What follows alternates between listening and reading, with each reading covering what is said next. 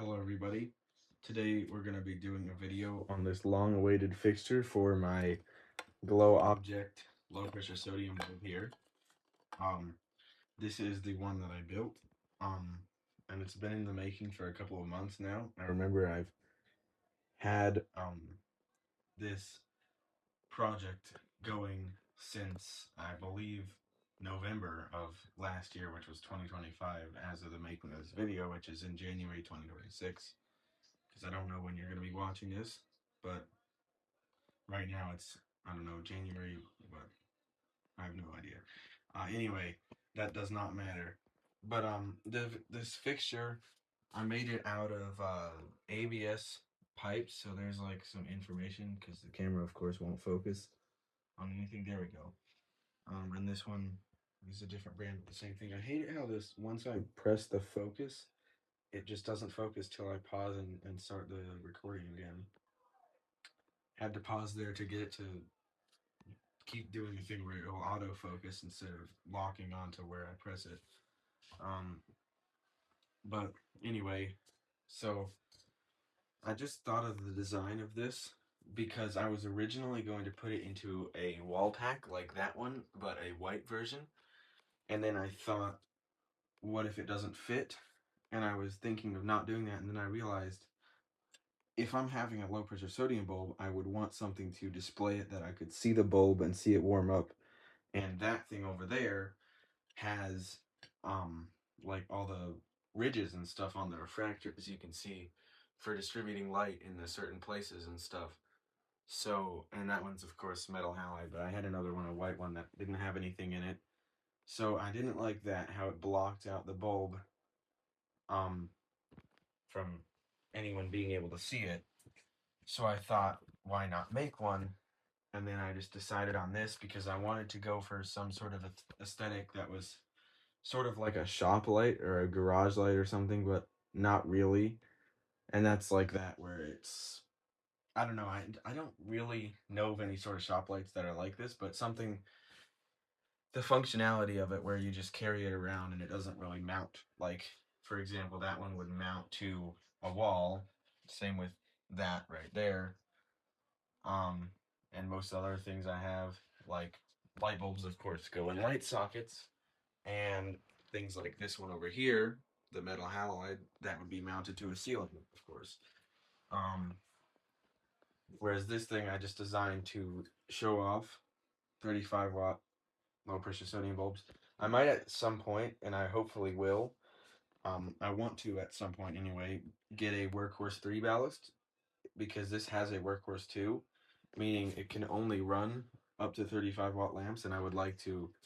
But then again, I mean it is pretty long in there, so maybe that's not really something that because as you can see, I didn't really put it in, but as you can see, it stretches all the way to the other side.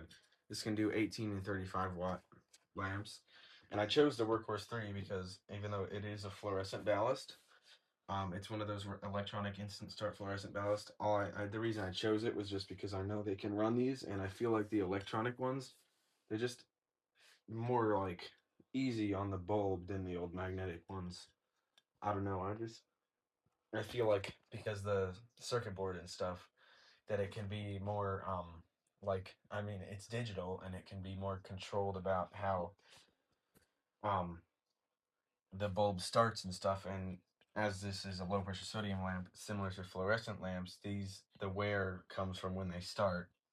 So I was thinking something, I don't exactly know how the magnetic ones start the bulbs because it's probably just like a high pressure sodium one where they like short out the ballast a bunch till it like to make the high voltage pulses until it the one of those pulses ignites it. I'm sure that's what it is, but and I feel like the electronic one where it just gives it one big pulse of electricity to start it instantly, rather than this method, which basically this will take a couple of seconds. And you know what? I feel like I can demonstrate that here. Hold on. Okay, I'm back. I just had to plug in my electrical box device thing I built. Um, so I'm gonna show you how long this thing takes. Today I was trying to measure the wattage, or not really, but I was measuring it with this because I think this is broken, and my suspicions were confirmed because I was measuring a bunch of different lights, as well as a heater that was originally measuring 1500 watts, and then I turned on a light on the same circuit and turned it back off. And after it turned off, the thing suddenly went to measuring 1700 watts, even though I'd done nothing to the heater. And so, and this also measures this 35-watt fixture as consuming like 27 or something watts. So I think this thing, which is really old, is, and I feel like I think I said this in a previous video as well, but I think I said it in the video of this bulb, but this thing is like 15 years old or something, and I gotta get a new one because it's not working anymore. It's not measuring correctly. Anyway, back to this bulb. I can show you how long. What? Okay, I just remembered what I was gonna say with this. Um, is that when I was doing that earlier, um, the this thing, it was drawing like 14 watts. I'm like, that's interesting. Sorry, I had to pause there for a second. But as I was saying, this thing, when I saw that it was drawing 14 watts, I was confused about like why it was, and then all of a sudden it started like flashing. So, which it does when it's igniting. So I was like confused because it was more than 10 seconds it had been on before it started igniting, and then it took like 15 seconds to fully like strike the arc and stuff before the power stabilized and the brightness and stuff stabilized. So yeah, these can be random. They'll take anywhere from like almost instantly to like 10 or 20 seconds before they can get the bulb started. And I'm going to go ahead and demonstrate that now. See, as you can see that time, yeah, there. It took like a couple of seconds there before it got it started. Um, and so I was thinking in the building of this that couple of seconds of repeated trying to start it would probably be harder on one of these than the instant start ones where they use a high voltage pulse to ignite it and it's not multiple um, tries like the magnetic ballasted ones. Also, it's more efficient, but um, for the more efficient thing, it's a good thing with this because while high pressure sodium, the lower wattage ones like this is 2800 lumens at 35 watts, and this is like 4600, I believe, lumens, which is really efficient. And so I'm like, this is more than most LED bulbs nowadays in terms of efficiency. So I was like, I'll put an electronic ballast in there for that reason as well, because I want to keep the high efficiency. So yeah, that's the fixture. And then I put so they're basically the parts of it were, and I apologize for the fact that there's still the QR codes and stuff or whatever, those barcodes and stuff that are on there. I don't want to use like, I can't peel them off. It took forever to get them off this because they left the residue. I hate these paper stickers. They leave the most amount of residue you can ever think of in your life. Um, and I don't know if there's like that stuff, the Goo Gone, that'll get it off, but I don't know if that will damage the plastic, so I didn't want to try. So anyway, back to the parts of it. Literally what I did was I just have these two end caps. Sorry that it's way too close. I have these two end caps. And then I just took a little bit of PVC and put it in one of these end caps, so that it would stick out, and so I could push it onto the other one. And on this one, I just drilled a hole and put this switch on. Why is this not focusing? I didn't touch it. What? Okay, I'm gonna pause. Yep, I had to pause because it wouldn't focus. But anyway, there you can see I put the switch on it, and I don't know if you can see it says on and off, and then there's screws.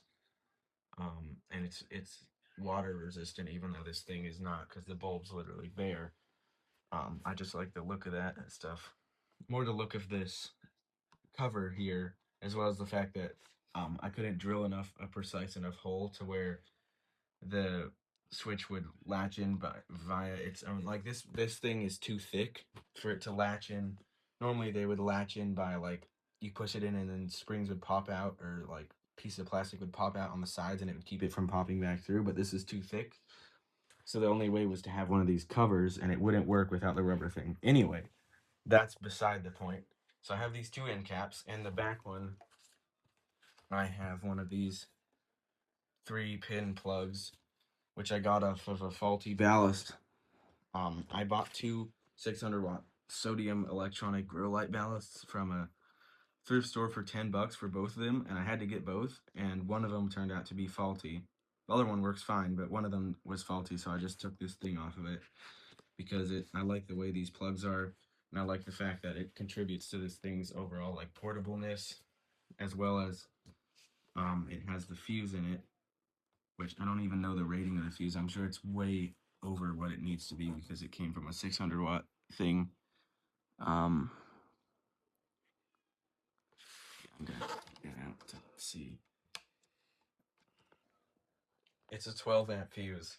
That was absolutely unnecessary, but whatever. Um, so, anyway, so yeah, there's two end caps, one with the switch and one with this plug, and a fuse. And the other reason I used that plug was because it had the spade connections on the back, so that I could really easily, because I have some of those crimp things that you crimp on the wire, and then it'll, like have the spade end on it.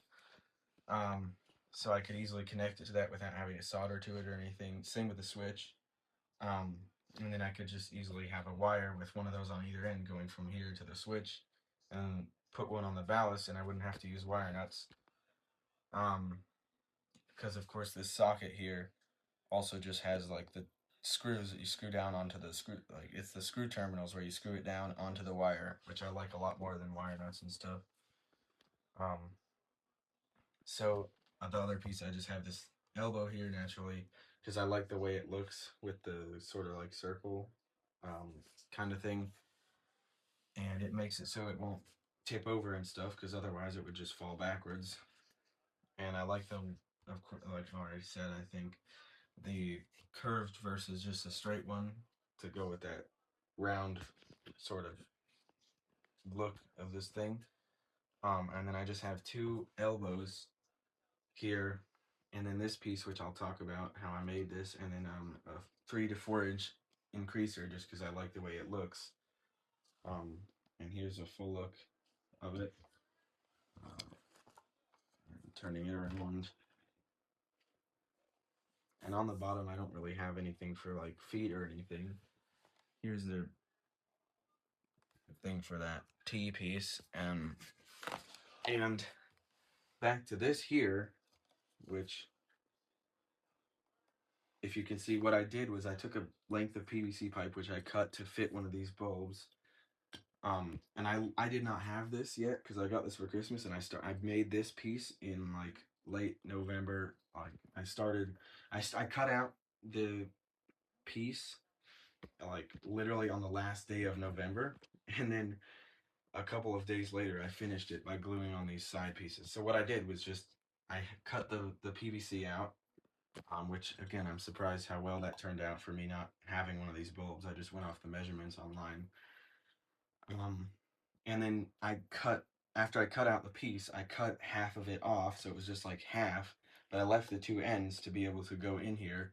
Another thing, I didn't have these yet, and I managed to get that edge perfectly lined up, so I'm really glad the way that turned out.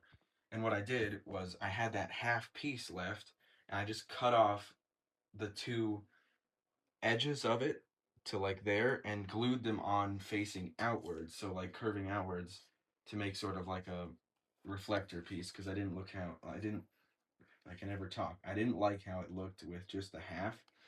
So I glued those on, and then I put some epoxy on the edges and sanded it so it would be smooth. And I was trying to paint it with spray paint, but that didn't really work. So I used like latex paint with a brush on the outside and on the inside there so that it was white. And there is a little bit of that happening, but I don't really mind because it's not like it's going to affect the light quality. And plenty of lights have little tiny defects like that. Like, for example, going back to this one, it has like a piece of the casting that's not been broken off and stuff. So again, I don't really care. It doesn't bother me. There's a big one up there that would bother me, except for the fact that you can't see it when you're looking at it down. Sorry, I had to pause again. Um, but what I was gonna say, I was discussing like the paint and stuff. Um, so the way I was gonna build this originally was out of PVC pipe, and I can pull up a picture of the original what I just had thought up. And on this picture, the only thing I had done was just find the pieces and put them together in a general way. You can see they're not even pressed together all the way, and then cut out. I had cut the correct length of the top part where the bulb would go, but I didn't do anything else to the other parts. And and yeah, that was when I had just thought of it and like this is what I'm gonna do. And in this picture here, there's gonna be a couple of them, just different views of the same stage of the process. This is when I had glued those two. I had cut out the half part from that top one and glued the two little like flaps, I guess, on the edges, and you can see the resin, the epoxy, um, on there that I forget if I had sanded it off or not. You can see, but I don't remember. Um, and um, so I had done that, and you can see also there's the PVC end caps, which and the reason the one has like a ring of gray epoxy on it is um because I was gonna originally put the switch there, but then I didn't like the way those were so long and stuff as well. So coming back to this here, that's why another reason why I like that I had chosen to go with the ABS, because these are one flat, which I like more, and two they're shorter, which I also like more. Um, and three, I don't know if you can see it from the pictures, but the way I had put this thing on, I'm sure you couldn't because it's on the back, see it, but the way I'd put this on, it was really sloppy and there was a lot of like gaps around it and it was not a clean edge. This second time around though, it was really clean, and I also put it downwards more, and I love the way this turned out. And on the side, on that other one I drilled the hole too big, which is why I had all that epoxy around it, whereas this one I got it right, so there's no epoxy or anything. And the other main thing is none of these pieces needed to be painted. They're all just ABS, which I like because the paint, I know I couldn't get it, like some of the pieces, like for example the other one of these and the PVC ones of these, some of the spots I couldn't get to stop looking bad. I probably could have painted them with the same thing I painted here, because this piece here is still PVC under there, under all the freaking 15 different layers of paint that are on it. Um, this is the only part that I kept PVC because I was not willing to make this over again, because this took a long time to make. The rest of it I didn't do anything to except for those end caps, but I didn't like the way those looked anyway. So that's why I replaced the rest of it with ABS, and I still have those PVC parts, um, because I'm not gonna waste them. I can use them for something else. Um, but the other thing is the ABS parts I think are a lot nicer. Like the PVC ones, they have this like skirt that comes out, um, and meets the other one, but I can't ever get them all the way together, so it like makes the gap really glaring and obvious.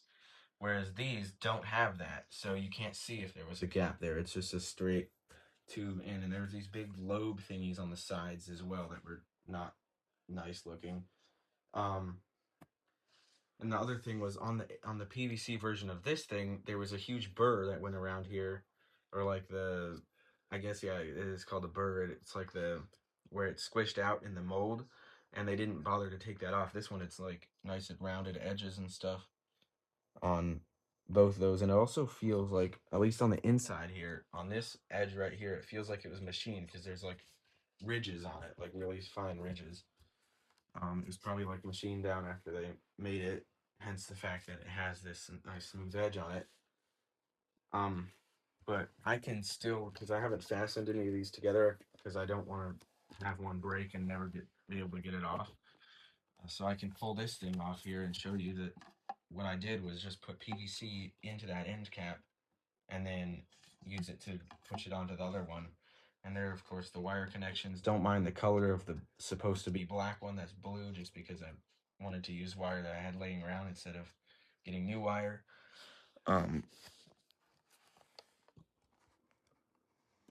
Just putting this back together. Sorry for the bad camera angle. So yeah, that's pretty much the overview of this, and I think it's come time to turn it on. I don't know why I stopped recording there because I want to put the bulb in on camera. I think there's no reason not to. So it is too big to just fit in there. I have to put it in this side first, but whatever. And I was originally gonna build a support for it, but I decided not to because if it tilts down like this rather than being supported in the middle, then the sodium is assured to stay in this end, because if it goes to this end, as I said in my other video about this bulb, then it can mess up these electrodes and cause it to have a shorter life. And the other thing is I didn't want to, I had painted this literally so many times. I don't remember how many, but I had spray painted this PVC, the black part, at least 5 or 6 times. And then I did the white here, and I went on this edge, which I didn't like. So then I had to do the black over again, and I decided at that point I was going to use the latex paint with a brush because I'm like, it's so much more like controllable than spray paint. Um, and then I ended up actually doing the white again before doing the black again, um, which is how this happened. Because at the first time there was drips and stuff in there, and I don't know if camera can see that, but there's like little drips. They're so much more obvious before, but I sanded them off and then repainted it, and now they're just barely obvious. Plus some other really tiny things, like how there was a gap there from when I had glued this thing on, because it wasn't quite long, because this, as I said, came from the part that I cut out of this, and the saw made a gap when it cut it, meaning there was a gap there, but I filled that in with paint, which is part of the reason why it's cracked there. I don't know if you can see, but that's 1,000 times better than it was when there was a gap there. So that's way. I should not be worrying about that, but whatever. Here we are. So the other reason I didn't want to make a mount for this is because I didn't want to mess this up and have to rebuild it, because I had taken a ton of time of building it, then putting epoxy on and sanding it off like 5 times, and then painting it and sanding it also like 5 times, and then painting the inside, then painting the inside again, and then painting the outside again. Uh, so yeah, I'm not willing to make this part again. Well, I will if I have to, if it breaks, but I don't want to do anything that could like potentially cause it to break when I don't have to. Plus, as I said, I don't want the sodium to go to that end. So anyway, that being said, I will go ahead and plug it in the back. Okay, I'm back, and I've set the camera up, and I'm gonna turn it on here in 3, 2, 1.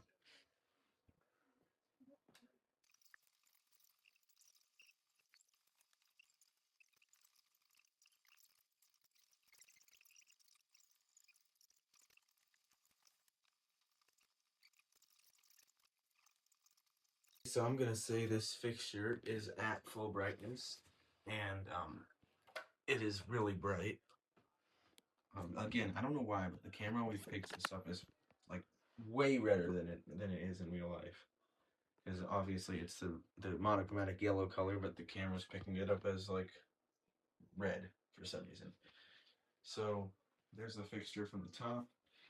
Um, high pressure sodium, also 35-watt one next to it, and yeah, so it has a nice light distribution, sort of.